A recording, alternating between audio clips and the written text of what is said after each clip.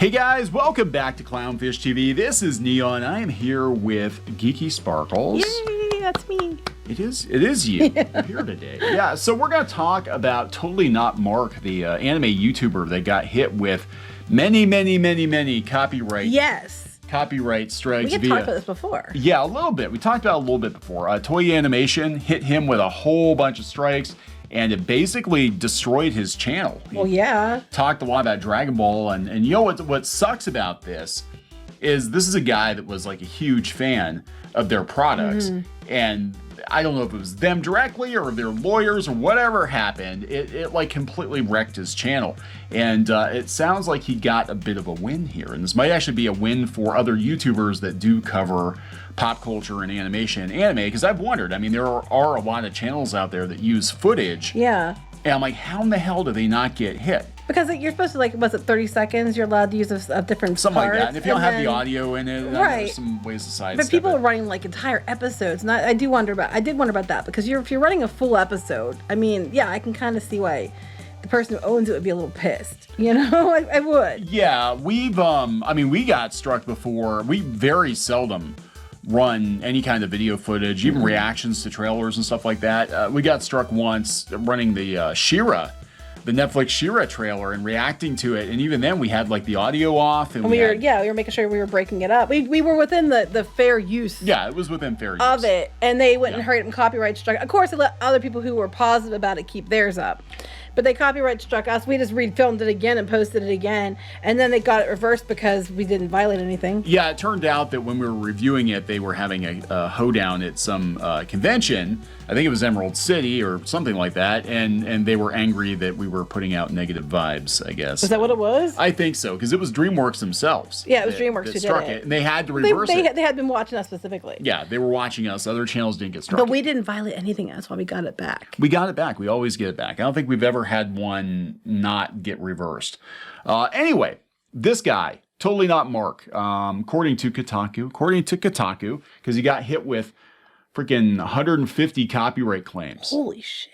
For anime reviews. It was a lot, but oof. Yeah, so anyway, he got hit with an ungodly number of anime copyright strikes, and he gets a win for everyone. Now, this has been making the rounds on cartoon boards, because again, a lot of animation YouTube channels discuss these shows, and they do show clips and they do show footage, and this does fall within fair use. And apparently, YouTube is rewriting the rules now because of this. Protect creators.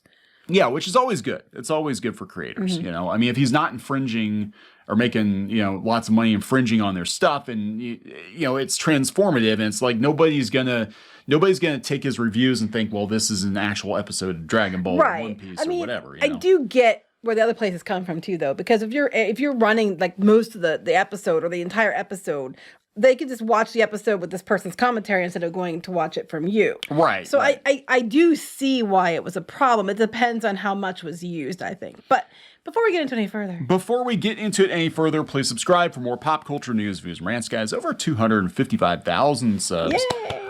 Thank you so much for the support. We do talk about animation, the animation industry. We do not use very many clips of shows. We try to pull up static screens if we're talking about something. Especially after DreamWorks. But yeah, this guy almost had his channel destroyed. The Toei and Totally Not Mark fight sparked a new fair use rule on the video platform.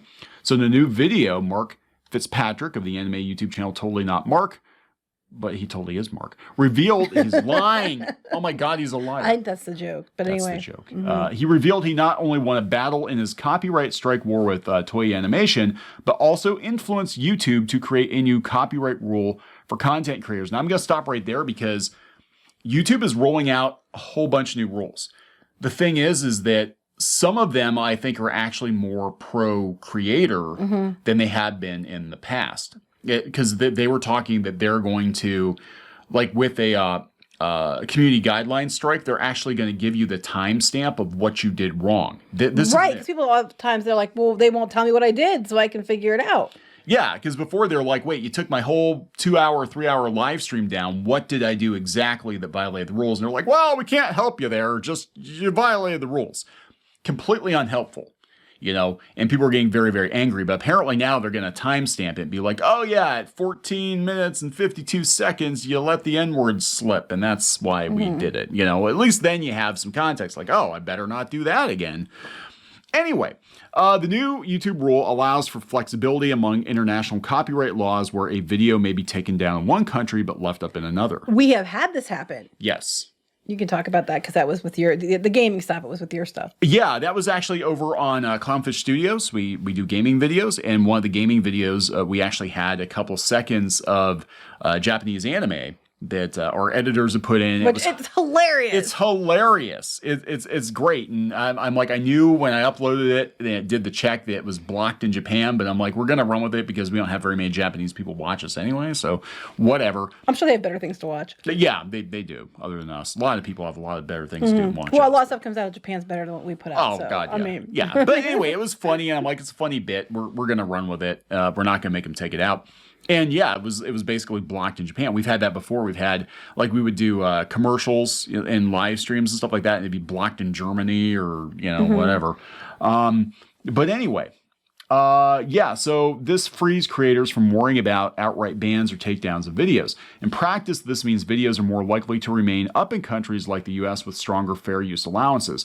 And we know we're working with some creators now that are concerned on comics projects that are concerned about how much they can parody because in their countries, fair use is not a thing. Well, hello to you because you're probably watching. You probably are watching. And I can tell you, since we're publishing via the US, fair use and parody are totally covered. And as long as it's very clear that it's a parody, I think you're good. I think you're good. It's certainly reassuring, Fitzpatrick told Kotaku via email, but with fair use so ill-respected in so many territories and YouTube creators with no control over where their content will be shared once they upload, there's certainly a long way to go. The situation began in December when Toei issued more than 150 copyright claims against Fitzpatrick's lengthy anime and manga reviews. And he had his channel for years, like years. And it was just weird. Like, it was out of the blue. away. Yep.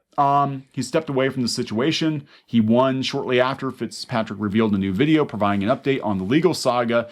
Someone high up at YouTube, PewDiePie even shouted this out, Somebody high up at YouTube who wished to remain anonymous reached out to him via Discord. Oh, so they can reach out to you if the media is involved. If the media is involved, they can. Then they can. Then you can get. They don't answer you when you ask on Twitter or places, and they won't let you call them. I know, right? Fitzpatrick said the contact not only apologized for his situation not being addressed sooner, but divulged a prior conflict between YouTube and Toei regarding his video's fair use status. I'm not going to lie, hearing a human voice that felt both sincerely eager to help and understanding of this impossible situation felt like a weight lifted off my shoulders. Okay, so maybe do that for more customers, YouTube. That is the biggest complaint that, we YouTube creators have is that we feel like YouTube does not have our back in a lot of situations because there are a lot of bad actors out there, whether it's, corporations trying to take advantage of false flagging campaigns or, other people that just don't like your channel, whatever. Yeah, you need like a cartoon they like, so they're going to false flag you. Yeah, and it's weird because you reach out to YouTube and it's like crickets. Unless you're of a certain size, then in that case. Now, I will say lately, knock on wood here, lately we have gotten more speedy service, I guess, from YouTube. I don't know if it's because the channel's gotten bigger or what, but we have problems. We usually get them resolved within a day or two. Before it would be like a month or two. So I don't know. But this is good. Fitzpatrick only first learned of the copyright issue in December 2020 after they marked 150 of his videos with copyright strikes. That was only the tip of the iceberg. According to Fitzpatrick's YouTube contact, the animation company then contacted YouTube directly, upping those 150 strikes to full takedown notices before they even emailed him. So they tried to go over his head and get it removed. Yep. Oh. These are requests to YouTube not to block my content, but to delete the content, which would likely result in the termination of my account. Oh, yeah, if you take down my videos at once, that would be bad. And that is bad. According to Fitzpatrick, YouTube decided not to honor Toei's removal request because that would violate the platform's fair use copyright policy. Instead, YouTube asked Toei to provide further justification for his channel receiving the takedown notices. Rather than providing YouTube with evidence, Fitzpatrick said Toei used the website's automated, here it is, guys, This is one of the biggest problems on YouTube right now. Toei used the website's automated reporting tools to manually claim and block more than 150 of his videos. Now, I had a conversation today with a friend of mine regarding another platform. It was Facebook. And there are people out there that I'm not just talking about these people. I'm not just talking about the, Warner Chappelle Musics of the world or whatever. I'm talking about individuals and people working, PR for different companies or whatever. They know how to work and abuse the system. So we've been on the receiving end of false flagging before, and it does seem like YouTube is a lot more responsive now. Like I said, we used to go for like weeks without hearing anything, and now we usually get results within a day or two. It seems like YouTube is starting to realize there are bad actors out there, whether or not it's a corporation or a PR person or just some crazy rando asshole trying to flag a channel. It seems like they are understanding that this automated system is being abused. I think also too, they run the checks now ahead of time before the videos post. So if something triggers it, like that anime music clip, they already knew it couldn't be run in that country. So they just went right there and did it. So when they do these checks, if someone's false flagging you, but already went through the checks, they're going to be like, wait a minute. You know what I mean? So they're looking at that stuff more because this was 2020. And I know we do the self check, and they said they've even commented before about how we're like accurate, like most of the time.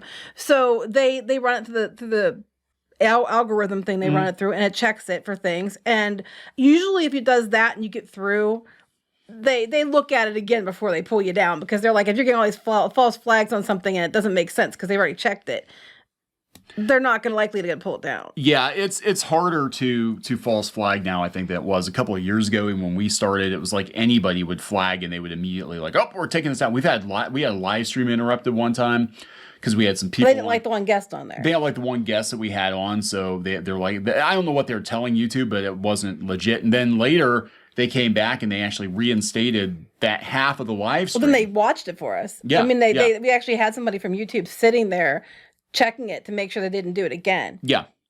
We used to have videos flagged for having, links to websites and stuff in it. And they were like, oh, it's going to, hate platform. And it wasn't. It was like the one was like Cartoon Brew. We had an article, which is why we usually don't put the article links in the description anymore. We put them in the comments or something because, crazy shit like that. But it seems like YouTube is wising up and they're like, yeah, this is massively abused.